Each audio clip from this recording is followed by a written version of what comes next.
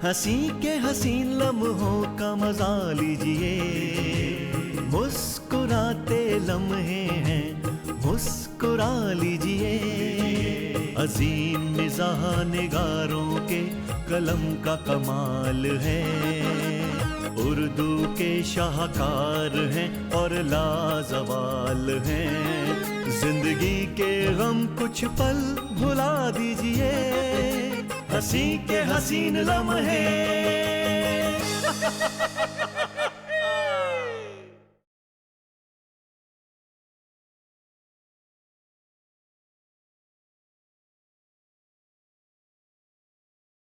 नाज़रीन आदाब, हंसी के हंसी लम्हे में आप सभी का इस्तकबाल है।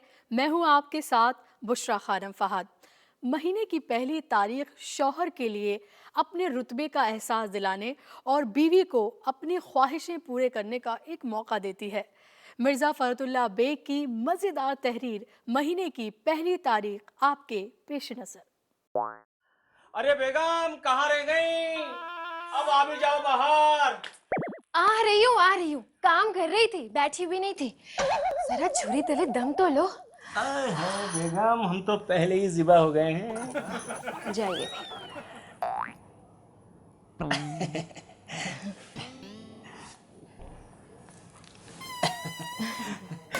बेगम बेगम वो क्या है? क्या बात है? एक बात शर्म आ रही है। कह भी दीजिए। बेगम आप ना कयामत लग रही है। छोड़िए, अभी चापलूसी करने की कोई जरूरत नहीं है। ये बताइए, तनख्वाह लाए? तनख्वाह पहली तारीख होते ही। हाँ बेगम ले आया, ये रही। पहले आप ये बताइए कि आप अंदर क्या कर रही थी? कल जाने की तैयारी कर रही थी। आगरा नहीं जाना है क्या? जब से वो मुई अख्तरी अपने शौहर मियाँ के साथ ताजमहल घूम कर आई है, तब से इतरा इतरा के नाक में दम मचा रखा है। साना बहन। अरे अख्तरी बहन, आज कहाँ से रास्ता भूल गई? आगरा गई थी, वहाँ का तोहफा ये पेठा लाई हूँ तुम्हारे लिए। शुक्रिया। क्या बात है बहन, अकेले आगरा घूम आई? हमारे मियाँ जी का शौक था, कहने लगे चलो मोहब्बत की निशानी दिखा कर लाएं। जी खुश हो गया बहन। अल्लाह की शान नजर आ गई ताजमहल देखकर। कैसी नसीबों वाली औरत होगी वो मलिका मुमताज महल, जिसके शौहर ने ऐसी यादगार बनवा दी कि कयामत तक लोग उनकी मोहब्बत को याद करते रहेंगे। वैसे ढेरों पैसे उठ गए, पर वही मिसल हुई ना, बदिया मरी तो मरी, पर हम तो ताजमहल देखा है। वैसे तुमने तो देख रखा होगा ना ताजमहल? नहीं, अभी तक ऐसा कोई इत्तेफाक नहीं हुआ। भाई मैं तो कहती हूँ, जिसने ताजमहल नहीं देखा उसने कुछ नहीं देखा। आहा, बड़ा मजा आया। कुदरत का करिश्मा था। इतनी बड़ी कब्र कि सिराहने माचिस जलाओ तो पायते रोशनी नजर आए। अभी तो फोटो भी खिंचाई है इनके साथ। देखो मुझे तो बड़ी शर्म आ रही थी फोटो देख। अच्छे ना? अच्छा, मेरे ऐसे भाग कहाँ, उनसे कहूंगी हम भी जाएंगे। वैसे आजकल में चली ही जाओ, मौसम बड़ा सुहाना है। हाँ, जल्दी ही प्रोग्राम बनाएंगे हम भी। अच्छा, मैं अब चलती हूँ, कल की तैयारी भी तो करनी है, आपके 2-4 कपड़े भी रखने हैं। और ये मुआ कलवा कहाँ चला गया? उसे इस्त्री करने के लिए कुछ कपड़े दिए थे, अभी तक नहीं लौटा। एक काम जो वो ढंग से करता हो, अल्लाह कसम। अच्छा बेगम, आप हिसाब बोलो। हिसाब बोलूं? मैं क्या बोलूं? पिछले महीने का पर्चा कहाँ है? पहली तारीख हुई और आप शुरू हो जाते हैं कि हिसाब बोलो। आप पर्चा संभाल के क्यों नहीं रखते हैं? अल्लाह ने संदूकचा दिया है, मेज दी है, अलमारी दी है, सारी चीजें संभाल के रखी जाती हैं। नहीं रखा जाता है तो वो मुआ 4 उंगल का पर्चा। अच्छा एक बात बताइए, आप 10 बरस से हिसाब कर रहे हैं, आपको पता नहीं कि घर में क्या क्या खर्चा होता है। बताऊं तो मैं बताऊं, और अगर मैं ना बताऊं तो आप एक लफ्ज नहीं लिख सकते। हद हो गई। अच्छा ठीक है, लिखिए। न्यास का 1 रुपया। न्यास का 1 रुपया? न्यास का 1 रुपया भी लिखूं? बेगम, हमें तो पता नहीं है कि न्यास का 1 रुपया क्या होता है, हैं? ना हमने कभी आपको ये 1 रुपया कहीं खर्च करते देखा, और ना ही न्यास के 1 पैसे से भी कभी मिठाई आती देखी, हैं? देखो बेगम, एक बात बता देता हूँ, अगर न्यास के पैसे में अपने ऊपर कुछ खर्च किया तो बहुत गुना मिलेगा। अब भाई ये तुम जानो या तुम्हारे अल्लाह मियां जाने, लेकिन इतना जरूर कहूंगा कि न्याज के पैसे में दखल करने से सीधा जहन्नुम मिलेगा। बस जी बस, रहने दीजिए, जहन्नुम में जाए मेरे दुश्मन। और अगर ऐसी बात है ना तो अपनी तनख्वाह रखिए अपने पास, खुद ही कीजिए हिसाब, खुद ही कीजिए तकसीम। अरे कौड़ी कौड़ी का हिसाब करके तो पैसा खर्च करते हैं, उस पर से ये जली कट्टी और उल्टी सीधी बातें। ओफो, वाह बेगम, जरा सी बात पर नाराज हो गई, जरा सा मजाक भी बर्दाश्त नहीं है आपको। अच्छा बोलिए, क्या लिखा? जी नहीं कर रहा अब। अरे मान भी जाओ ना बेगम। अच्छा लिखिए, मकान का किराया। रशीद मियाँ, रशीद मियाँ। ये लीजिए, आ गया खुदाई खार मकान मालिक। अस्सलाम वालेकुम रशीद मियाँ। वालेकुम सलाम, बैठिए। और कैसे हैं आप? अल्लाह का शुक्र है। मियाँ, आपको शर्म नहीं आती? पहली तारीख हुई नहीं और आ गए महीना वसूल करने। कब से कह रहा हूँ कि मकान की मरम्मत करा दीजिए, तो आपके कान पर जू तक नहीं रेंगती। वो देख रहा है, वो सामने की दीवार है कितनी बोसीदा हो गई है कि इस बार बारिश आने पर गिरे ही गिरे, और अल्लाह जाने कौन दबकर उसमें मरे। वो डेवड़ी देखते हैं, माशाल्लाह माशाल्लाह, और वो बावर्ची खाना, सुभान अल्लाह सुभान अल्लाह। वो तो मियाँ दफ्तर पास होने की वजह से इस भूत महल में रुके हुए हैं, वरना 22 रुपए में ऐसे ऐसे 4 मकान मिल जाए। हाँ। रशीद मियाँ, अगर ऐसी बात है तो आप मकान खाली क्यों नहीं कर देते? आपके पीछे 10 लोग लाइन लगा के खड़े हैं। चलिए चलिए, जेब ढीली कीजिए।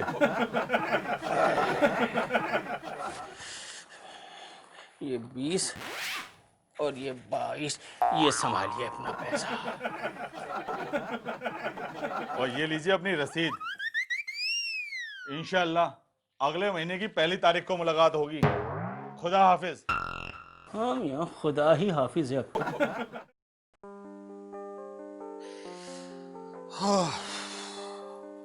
तनख्वाह ले आए?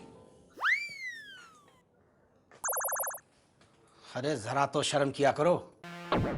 शौहर सुबह का थका मांदा घर आया है, न शरबत न पानी, बस तनख्वाह लिया है। शर्म क्या खाक करूं, 3 दिन से बेइज्जती करवा रही हूँ, उधार लेना पड़ रहा है। अरे मैं तो कहती हूँ ये नौकरी छोड़कर कोई ढंग का काम कर लो।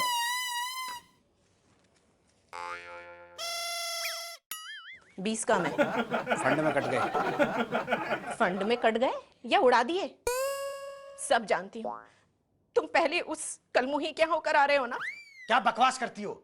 हाँ हाँ, सच्ची बात तो बकवास ही लगती है।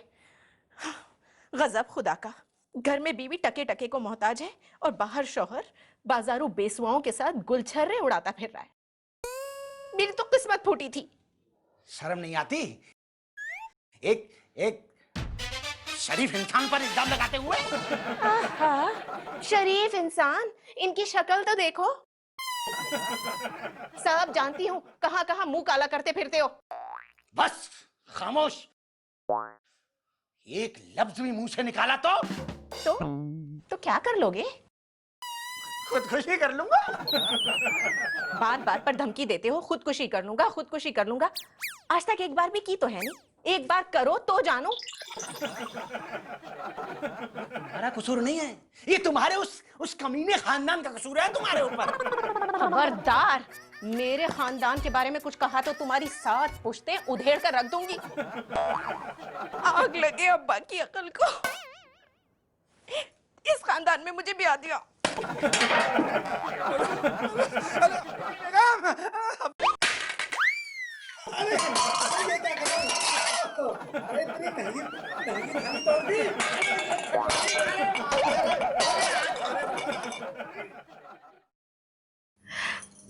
समझ नहीं आ रहा क्या रखूं और क्या ना रखूं।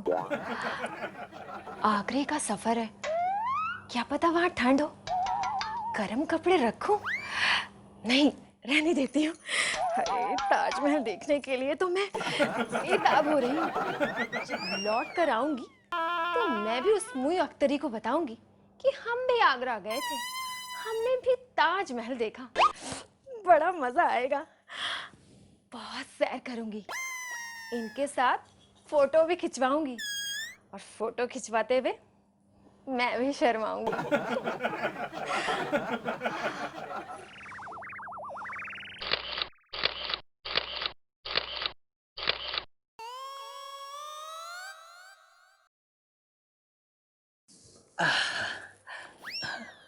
अरे रुखसाना, कहाँ खो गई भाई?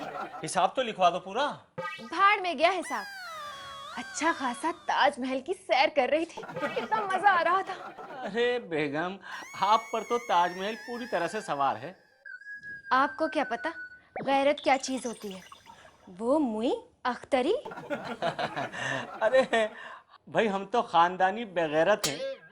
भला शोहर का गैरत से क्या काम? खामोश हो जाइए, जो भी मुंह में आता बक देते हैं। अच्छा अच्छा, बाकी हिसाब लिखवाइए। वो मकान मालिक तो ले गया है 22 रुपए, और बोलिए। आगे लिखिए अमीरन के 9 रुपए। ये अमीरन कौन भला है? हाय अल्लाह, आपको अमीरन नहीं पता? रोज रोज आपको रोटियां थोप के कौन खिलाता है? और साल भर इस घर में खाना कौन बनाता है? हर बार उसका हिसाब करते हैं और हर बार पूछते हैं कि ये अमीरन कौन है। हद हो गई। बेगम, आपने भी कैसी सड़ियल मामा रख छोड़ी है। मुझे उसकी सूरत से नफरत है, चुड़ैल कहीं की। हाँ हाँ, तो निकाल दीजिए और ढूंढ लाइए कोई वजादार तरहदार, कोई छैल छबीली। फिर देखती हूँ वो घर का खाना बनाती है या फिर कंघी और चोटी में ही उलझी रहती है। बेगम, यह अमीरन पिछले महीने 8 दिन गैर हाजिर रही है, तो उसकी तनख्वाह पे से पैसा क्यों नहीं काट लेते? हमको देखो, अगर ऑफिस की एक भी छुट्टी करते हैं ना तो पूरी तनख्वाह काट ली जाती है, और ये 8 दिन गैर हाजिर रहे। हाँ हाँ, तो काट लीजिए 8 दिन की तनख्वाह, फिर कल देखो काम पर आती है या घर बैठ जाती है। अच्छा, अमीरन के 8 रुपए। 8 रुपए नहीं, 9 रुपए। चलो आगे लिखिए कलुआ के 4 रुपए। कलवा के 4 रुपए, ठीक। आहा, ये बिल्कुल ठीक, क्योंकि वो आपका बड़ा चहिता बना फिरता है ना, किसी काम का नहीं है। किसी काम के लिए उसे सुबह भेजो तो शाम को वापस आता है। सौदे के लिए अगर पैसे दो तो उसमें से पौन पैसा खा जाता है। हर वक्त डेवड़ी खाली रहती है, आवाज दो तो गायब। कहाँ है नवाब साहब? घर से दूर दरख्त के नीचे अपने यारों के साथ ताश उड़ा रहे हैं। एक बार पकड़ा जाए तो दिल को ठंडक पड़े। ओह बेगम, आप तो उस गरीब पर खामखा बरसती रहती हो। देखो ना, 4 रुपए में आजकल कौन काम करता है? आप इस भरोसे मत रहिए, इस घर से वो 10-15 रुपए और पैदा करता है। देखा नहीं, ऐसा बना ठना फिरता है। अच्छा भाई, ये झगड़ा छोड़ो और आगे चलो। आगे गोश्त वाले के 7 रुपए। गोश्त वाले के 7 रुपए? उसको तो मैं एक दमड़ी देने वाला नहीं हूँ। पूरे महीने कमबख्त ने कुत्तों का रातीब खिलाया है। अच्छा बेगम, तुम ही बताओ कसम से, क्या पूरे महीने कभी गोश्त गला? रुपए का 2 सेर देकर जाता है, वो भी निरे छिचड़े। हमें नहीं पता, वो आप जाने और वो जाने। आगे लिखिए तरकारी के 5 रुपए। तरकारी के 5 रुपए। फिर बनिए के 75 रुपए। बनिए के 75 रुपए? हैं? गजब खुदा का, हम 2 मियाँ बीवी महीने भर में 75 रुपए का अनाज खा गए। आदमी है या जानवर है? क्या खाया क्या नहीं खाया हमें नहीं पता। 75 रुपए हुए मतलब हुए। अब आगे लिखिए। आगे क्या खाक लिखूं? अरे अरे, तुम तो जिससे होता है जब होता है सामान लेकर डाल लेती हो, उससे ये नहीं कहती कि नहीं ये तेरा सामान गलत है, उसके मुंह पर मारो। यहाँ मेहनत करते करते हम मरे जा रहे हैं, और बेगम साहिबा हैं कि माले मुफ्त दिले बेरहम समझकर अंधाधुंध लुटा रही हैं। वाह, ये भी क्या खूब कही आपने कि मैं आपके पैसे लुटा रही हूँ।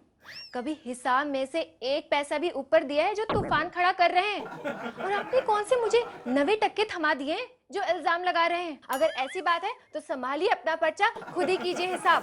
अरे अरे जाने मन, तुम तो फिर नाराज हो गई। अच्छा अच्छा बोलो आगे। लिखिए, धोबी के 3 रुपए। हाँ? धोबी के 3 रुपए? अरे मेरी तो जान बेजार हो गई है इस धोबी से। अगर मेरी हुकूमत होती ना तो इस धोबी के बच्चे को फांसी पर लटका देता। देखिए ना, मेरे 2 डोरी वाले नया कुर्ता, उसकी क्या धज्जियां करके लाया है। मैं तो आपसे कहता हूँ कि आप उसकी तनख्वाह में से क्यों नहीं काटती ये पैसे। ये सब हमसे नहीं होता, ये आप खुद ही कीजिए। आगे लिखिए, लकड़ी के 6 रुपए। हाँ, लकड़ी के 6 रुपए? एक महीने में 6 रुपए की लकड़ी? आखिर इतनी लकड़ियां जलती कहाँ हैं? हाँ, कैसे भोले बन रहे हैं, जैसे कुछ पता ही नहीं है। सुबह 4 बजे चूल्हा सुलगता है तो रात को 12 बजे जाकर ठंडा होता है। मुंह धोने के लिए चाहिए आपको गर्म पानी, वजू करने के लिए चाहिए आपको गर्म पानी, नहाने के लिए आपको चाहिए गर्म पानी। 20-25 चिले में भरे जाती हैं 100 अलग। लकड़ियां नहीं जलेंगी तो क्या हाथ पांव जलेगा? अच्छा भाई, आप सच्ची और मैं झूठा। अब आगे बोलिए। कर्ज के 18 रुपए। कर्ज के 18 रुपए? अल्लाह के वास्ते ये कर्ज कहकर मेरा दिल न हिलाइए। कर्ज के नाम से ना मुझे कुछ हो जाएगा। चलो फिर भी बताइए, आखिर कौन सा है ये कर्ज? आप बहुत दिन से चिकन के कुर्ते के लिए बोल रहे थे, तो परसों रामलाल बजाज आया था तो मैंने उससे 2 कुर्ते ले लिए थे। अगर आप कहें तो मैं लौटा दूं। मगर 2 कुर्तों की चिकन 18 रुपए की होगी? 2-3 रुपए की? नहीं नहीं, 2-3 रुपए की क्यों, 2-3 आने की कहिए। पूरे 7.5 रुपए के हुए हैं। अच्छा भाई, 7.5 रुपए की चिकन, और बाकी के मैंने पैजामे के कपड़े ले लिए। अरे ये फेरी वाले बड़े बदमाश होते हैं। पुराना दुराना माल देकर ना तुम जैसी औरतों से पैसा खरा कर लेते हैं। अच्छा बताओ, और किसी को कुछ देना है? हाँ, राम प्यारी को 40 रुपए देने हैं। 10 रुपए इस महीने में दे देंगे, बाकी थोड़े थोड़े करके दे देंगे। ये राम प्यारी भी बड़ी काइया है, अला भला बेच जाती है आपको, और कर्जा चुकाएं हम। बेगम, आपने भी घर का घरवाह कर दिया है। तो मैंने आपसे कब कहा है कि इस घर की जिम्मेदारी मेरे हवाले कर दीजिए। जाइए, आज से मेरा आपके इस घर से कोई वास्ता नहीं है। आप जाने, आपका घर जाने। ओहो, ये भी कोई बात हुई? गलती आप करें और भुगते हम। दिमाग खराब करके रखा हुआ है, हर वक्त हिसाब किताब। ये कहाँ, वो कैसे, ये कैसे।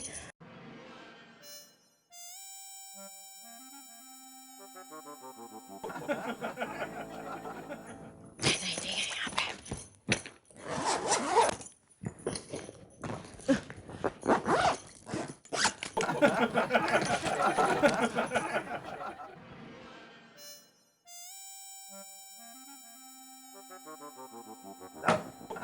कल्लू के बच्चे, जा जाके तांगा ले आ। खुदा खैर करे। क्या हुआ बेगम? बेगम, आखिर बात क्या हुई बेगम? कुछ नहीं। कुछ तो बताइए। अच्छा इधर आइए, हमारे पास आइए। छोड़िए। अरे बैठिए तो सही। अब बताइए क्या बात हुई? हम मायके जा रहे हैं। मायके? लेकिन क्यों? बस आपका और हमारा साथ यहीं तक का था। यहीं तक का था? बेगम, बेगम ऐसा न कहिए, ऐसा न कहिए। देखिए खुदा की कसम, अगर आप मायके गई तो आप बेवा हो जाएंगी। खुदा ना करे, ऐसा ना कहिए। बेगम, ताजमहल के लिए गाड़ी तो सुबह जाती है ना? क्या मतलब? जी बेगम, सुबह हम ताजमहल देखने जा रहे हैं। अरे कर्जा वर्जा तो बाद में उतरता रहेगा। तुम्हारे सर की कसम। कितने अच्छे शौहर हैं, कितने प्यारे शौहर हैं। शुक्रिया, शुक्रिया, शुक्रिया, शुक्रिया। देखो। भाई एक बात तो है, घर में बीवी हुक्मरा होती है और दफ्तर में बॉस। ऐसे में ज़बानी जमा खर्च से मर्दों को बड़ा ही सुकून मिलता है। क्या हो रहा है किबला? जी करना क्या है, म्युनिसिपैलिटी के अखराजात की रिपोर्ट। कमबख्त शैतान की आंत है, और ये खान की उलझने अलग परेशान करती रहती है। बड़ी अजीब सी खबर आई है सदर दफ्तर से।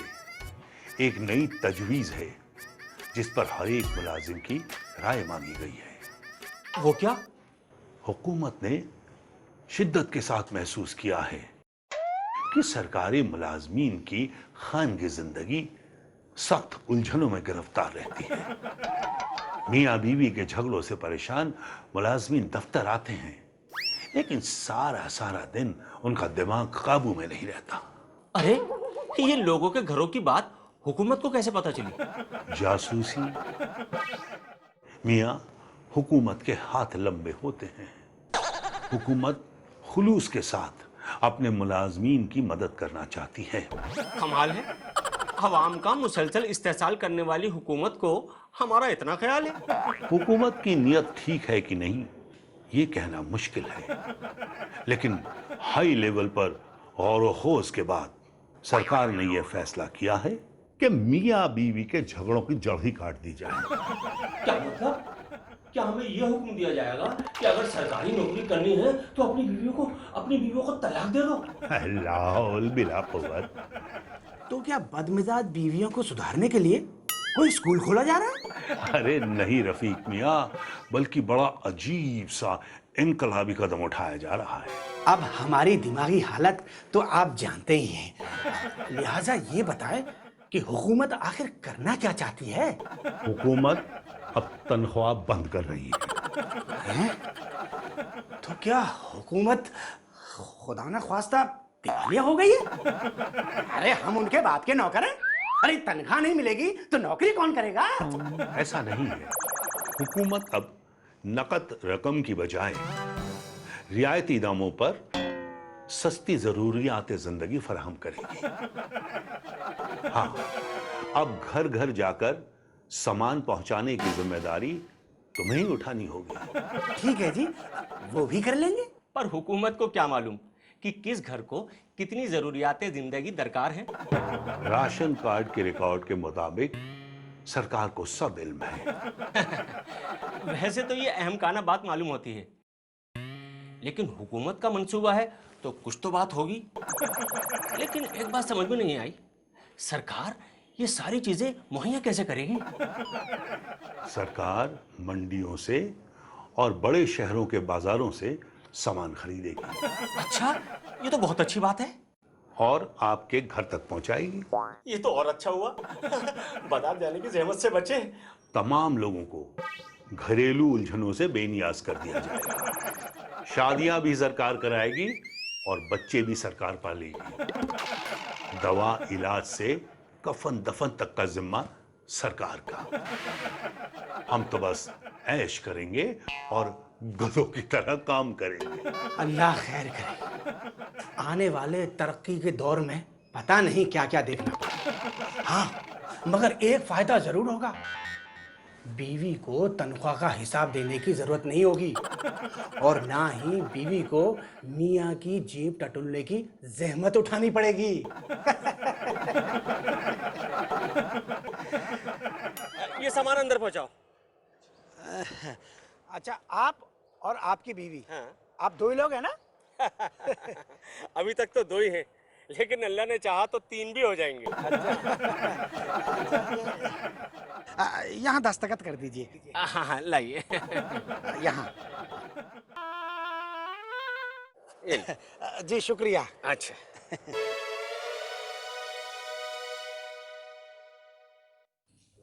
हाय खुदा की मार, ये गेहूं है या जानवर का खाना? और इन थैलों में क्या है?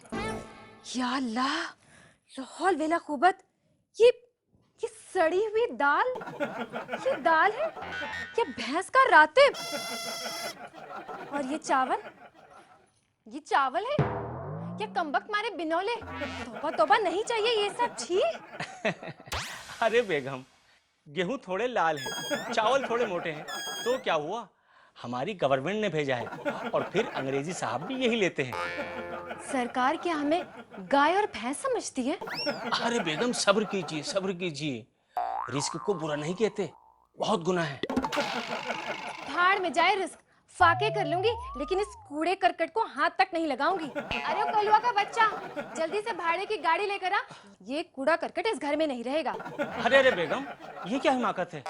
ये सरकारी इंतजाम है और हमें क्या मालूम कि सरकारी गोदाम कहाँ है। अगर ऐसा ही है ना तो ये सारा सामान कल पता करके वापस भिजवा देंगे। इस लानत को अभी यहाँ से फेंकवाइए, वरना आग लगा देंगे हम इस सामान को, सच बता रहे हैं। अरे अरे बेगम, चुप हो जाइए, चुप हो जाइए। हम इज्जतदार लोग हैं, अगर मोहल्ले वाले सुनेंगे तो हंसी उड़ेगी। मर गई आपकी बेगम।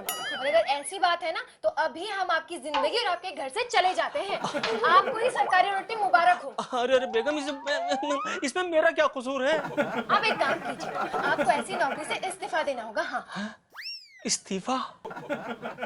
इस्तीफा? इस्तीफा? इस्तीफा? लेकिन क्यों? अरे ऐसा क्या हो गया जो लगी लगाई सरकारी नौकरी छोड़ने पर तुले हैं? भाई हमें आटे दाल के बदले मुलाजमत नहीं करनी है, इसलिए हम इसके खिलाफ हैं। हम भी। हमें पहली तारीख को अपनी बेगम से झगड़ा मंजूर है। पहले आप अकबर इलाहाबादी के चंद अशार मुलायजा फरमा लें। ताज्जुब से कहने लगे, बाबू साहब गवर्नमेंट सैयद पर क्यों मेहरबान है? उसे क्यों हुई इस कदर कामयाबी के हर बज़्म में बस यही दास्तां है। कभी लाट साहब है मेहमान उसके और कभी लाट साहब का वो मेहमान है। नहीं है हमारे बराबर वो हरगिज़, दिया हमने हर सीगे का इम्तिहान है। वो अंग्रेज़ी से कुछ भी वाकिफ़ नहीं, यहाँ जितनी अंग्रेज़ी है बरजुबां है। कहा हंस के अकबर ने, ए बाबू साहब सुना मुझसे जो रम्ज़ उसमें निहा है। नहीं है तुम्हें कुछ भी सैयद से निस्बत, तुम अंग्रेज़ी हो तो वो अंग्रेज़दा है। फ़रतुल्लाह बेग को दिल्ली की टकसाली और बामुहावरा उर्दू लिखने में कमाल हासिल था। 1905 में सेंट स्टीफन कॉलेज से एमए करने के बाद 1907 में वो हैदराबाद चले गए और सेशन जज के ओहदे तक पहुंचे। मुलाजमत की मसरूफियत के साथ साथ लिखने का शौक़ उनका कम नहीं हुआ और ये सिलसिला बदस्तूर जारी रहा। उन्होंने बहुत से संजीदा और मज़ाहिया मज़ामीन लिखे जो 7 जिल्दों में शाया हुए। 1947 में 64 बरस की उम्र में उन्होंने इस दुनिया से रुखसती ली। नाज़रीन, आज के हमारे इस एपिसोड में बस इतना ही। फिर से होगी आपसे मुलाकात एक नई कहानी के साथ। तब तक हमें दीजिए इजाज़त। खुदा हाफिज़। हंसी के हसीन लम्हे, ये मुस्कुराते लम्हे, रंग रंगीले कुछ मीठे, कुछ कसीले कुछ खट्टे। हंसी के हसीन लम्हे, ये मुस्कुराते लम्हे, हंसी के हसीन लम्हे।